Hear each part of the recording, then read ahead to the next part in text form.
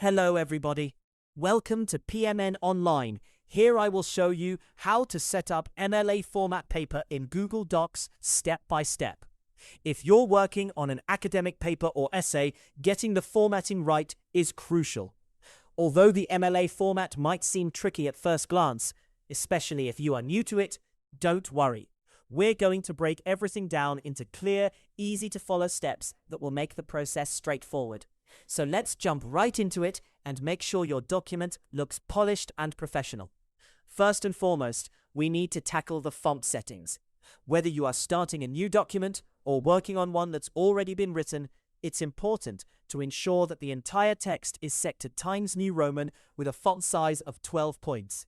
This is the standard requirement for MLA format and ensures that your paper looks clean and professional. Now let's move on to creating the header, which is an essential part of your document. The header should include your page numbers along with your last name. To create this, double-click at the very top of your document to enter the header section. Make sure your font is still Times New Roman size 12 for consistency.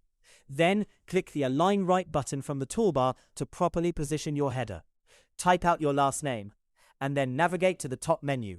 Click on Insert, hover over Page Numbers, and select the option that places the page number at the top right corner of each page, starting from the first page. Once you've done that, click outside the header area to exit. Next up, let's adjust the margins of your document. Go to File in the top menu and select Page Setup. Here you'll want to ensure that all four margins, top, bottom, left and right, are set to 1 inch or 2.54 centimeters. This standard margin size helps keep your text neatly within the limits of the page. After adjusting the margins, click OK to save these settings. Now we need to set the line spacing. In MLA format, everything should be double-spaced. This is crucial, not just for meeting formatting standards, but also for readability. Select the entire document, then look for the line spacing icon on the toolbar. It's typically represented by a few lines with arrows pointing up and down. Click this icon and select Double from the drop-down menu. If there's an option to remove any additional space after paragraphs, make sure to select that too. This ensures that your document is uniformly double-spaced without any unnecessary gaps. Let's move on to creating your MLA heading. Make sure your text is aligned to the left, on separate lines and with double spacing.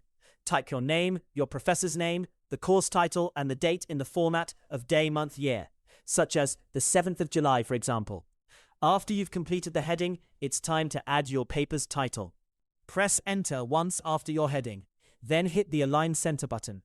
Carefully type your title, ensuring not to bold, underline, or enlarge it. Simply type it in normal text, and remember to capitalize the first letter of all significant words for proper MLA style. As you begin to write your body paragraphs, make sure they are aligned to the left. For the first line of each paragraph, you need to indent it.